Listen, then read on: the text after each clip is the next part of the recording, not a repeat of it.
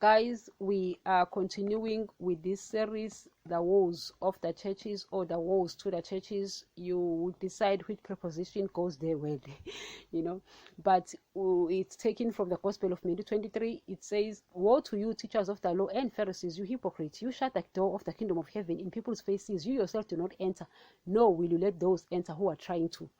I love 15. It says, "Woe to you, teachers of the law and Pharisees, you hypocrites! You travel over land and sea to win a single convert, and when you have succeeded, you make them twice as much a child of hell as you are." So these people, they go about, taking planes, taking boats, preaching, and they're preaching their own nonsense. They just want you to follow them. Guys, you should follow Jesus.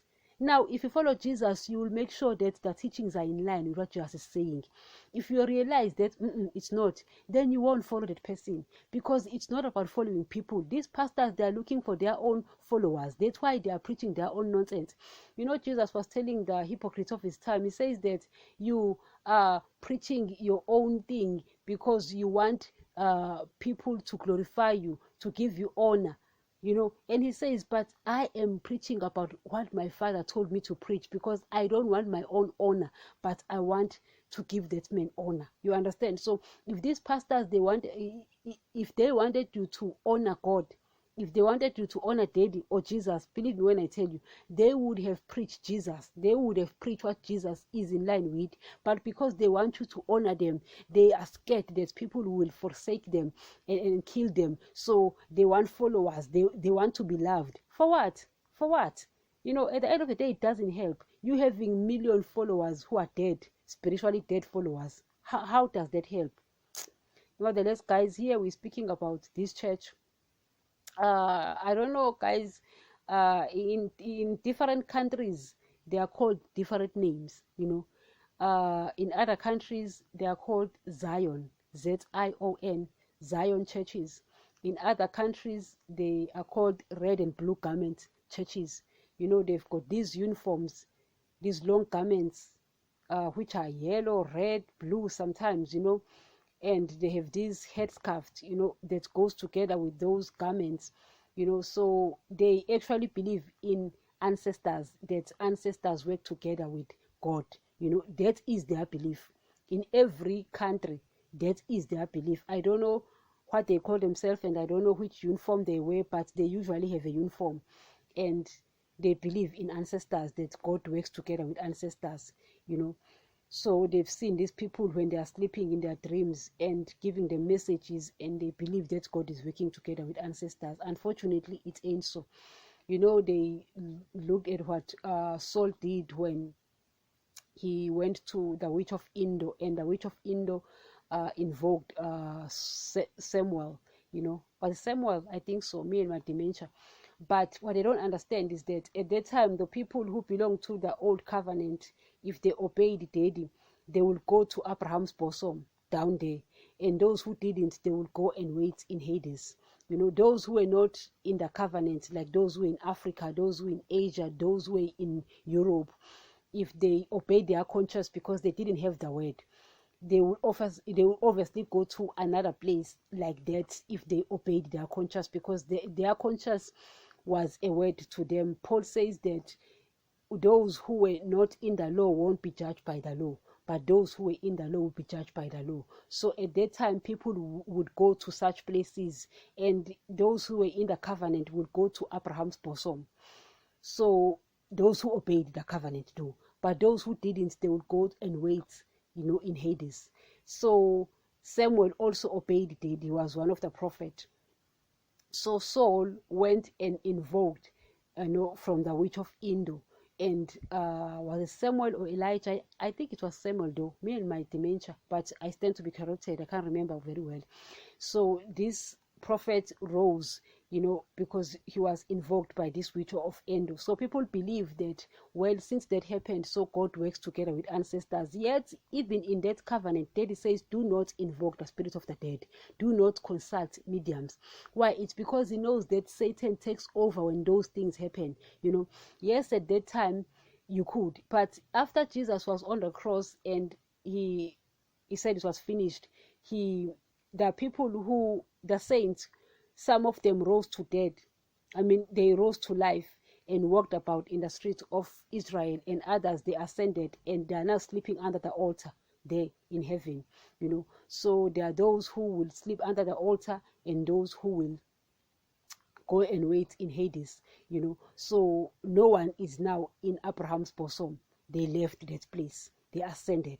You understand? So there's no need to invoke the spirit of the dead. Sometimes you go to the Gospel of Matthew 17, you find that Moses and Elijah spoke to Jesus. They believe that Moses and Elijah came from heaven. Guys, if Moses and Elijah came from heaven, there is no need for salvation. Guys, if a spiritually dead person can enter heaven, there is no need for salvation. If Elijah, when he left here, went to heaven, then there's no need for salvation. If a spiritually dead person can enter heaven, there's no need for salvation. Adam died spiritually. All of us were born spiritually dead. Elijah was spiritually dead. Moses was spiritually dead. David was spiritually dead. They can't enter heaven. So Elijah and Moses did not come from heaven. They actually came from Abraham's bosom, because they also obeyed the laws and they spoke to Jesus, and they were actually speaking about what was going to happen to Jesus, and Daddy allowed that to happen because he wanted to make sure that the disciples understand that Jesus is not against the Mosaic law. That's why it was Elijah and Moses. Elijah was the very much known popular prophet, and at the same time Moses is the one who came with the first covenant. So that's why it's called the Mosaic law. So Daddy had to prove to these ones that Jesus is not against the Mosaic law. He says, I did not come to abolish the law, but to fulfill it.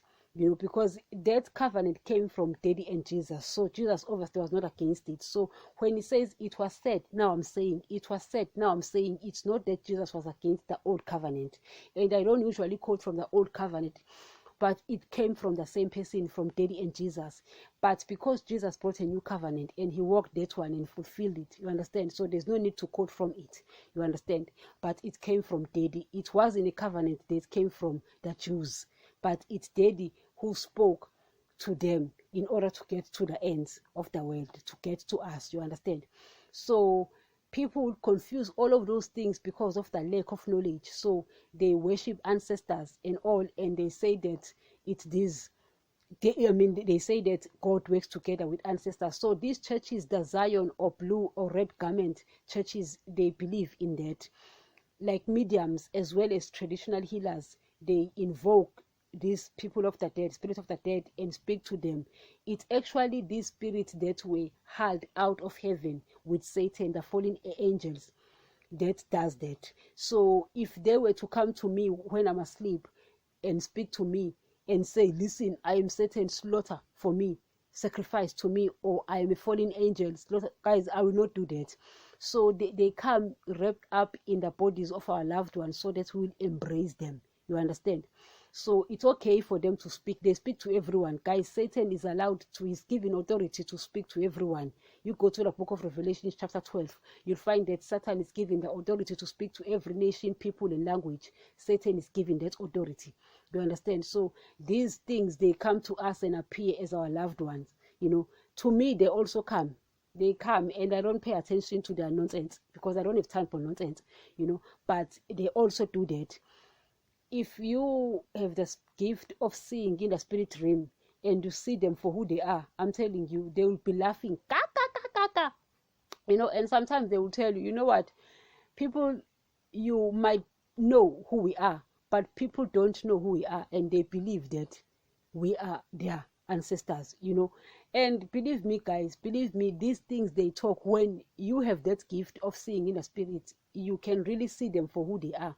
But when you are sleeping, they come as your loved ones, But sometimes at the same time, it's just a conscious mind, and you find that you miss your loved ones and you dream about them. But sometimes it's this spirit. So you need to be careful. Don't slaughter, It's not in line. In fact, Daddy says, was speaking through Paul, he says that in time past, I spoke to you, meaning the Israelites, through your prophets, through your forefathers. But now I'm speaking to Jesus, I'm speaking to my son, to you, to my son. meaning at that time, because the prophets were physically alive, I was speaking to them, not that daddy was speaking to the dead people, for them to speak to the Israelites. No, he says, in time past, I spoke to you through your forefathers, through the prophets, but now I'm speaking to you through Jesus. He was speaking to the forefathers or to the prophets when they were still physically alive, but now it's Jesus. So people confuse all of that, and they mingle together, and they actually worship and sacrifice to these spirits, and they say God works together because of those incidents that they don't understand why. The guys, I always tell you that if you understand that the Bible starts in Genesis 1, Genesis 2, and ends in Genesis 3, where Adam dies spiritually after disobeying Jesus, then from Genesis 3 is the repairs. Daddy is now repairing man to his former nature. Right down to the book of Revelations, daddy is repairing men. So you will understand the things that are happening, why he calls this and tells this and says this and does this, because he's now trying to get men to his former nature, meaning to becoming spiritually alive. So you won't get confused by those things that you don't understand.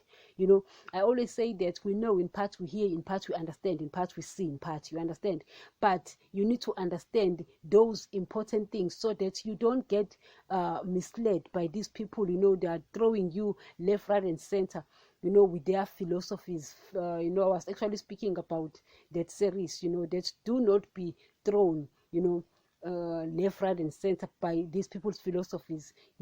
So you need to understand the truth. You need to understand that once you know that Satan took over right there in the beginning, and daddy is okay, because it's like, well, I've created my new heaven and my new earth for my own children, so he doesn't mind what Satan is doing here on earth, as long as you will cooperate with him and wait. I know it's difficult. People will say, well, I don't want to wait forever for the things in heaven. Well, it's your decision, but we're just letting you know what to do about it. It's your prerogative. You understand? So once you know that Bible starts in Genesis 1, 2, 3 and ends there when Adam dies spiritually, Satan takes over the world. It's Satan. When people saying that God, they are actually referring to Satan, because Satan is a god of this age. So he is the one who's blessing people, and is the one who's appearing to people, and he's blaspheming. That is actually blaspheming, for Satan to appear as your loved ones and ask you to sacrifice to them. That is actually blaspheming. You need to know that. Guys, you need to understand all of these things. This is blasphemy.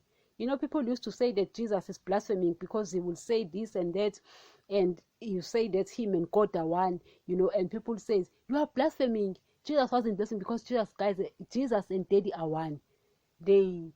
They work interchangeably with each other. That's why they are one. So I will make a podcast speaking about the fact that daddy and Jesus, they work interchangeably. They are one. You understand? Dealing with daddy is like dealing with Jesus. You understand? It's not just, guys, you understand? But Satan is blaspheming because he's speaking as God, and commanding you to offer these sacrifices, yet no one is in that covenant anymore, a covenant where you have to slaughter these animals. It was daddy who appointed animals, not, you understand? And Satan is now the one expecting you to slaughter these goats and bulls and what. It's not fair. There is a blood of Jesus. There is no need for another blood. This blood of animals won't do anything except striking covenant. You are striking covenant with Satan now. You're not even realizing. You think these are your ancestors. Oh, guys, it is what it is, guys. We will let you know what to do about it. It's your prerogative, guys. At the end of the day, you need to know the truth. You are now in covenant with Satan. You don't know. Oh, you don't believe. It's your business. It's your business, guys. There's nothing we can do about it. So these people, guys, are also outsiders looking in. They don't belong to the kingdom of heaven, because they are not in line. Even though some of them do get saved because of the belief, they did get saved because of getting saved, because of accepting Jesus as Lord and Savior, but their beliefs kick them out of the kingdom of heaven. So guys, these are the things you need to understand. Thank you.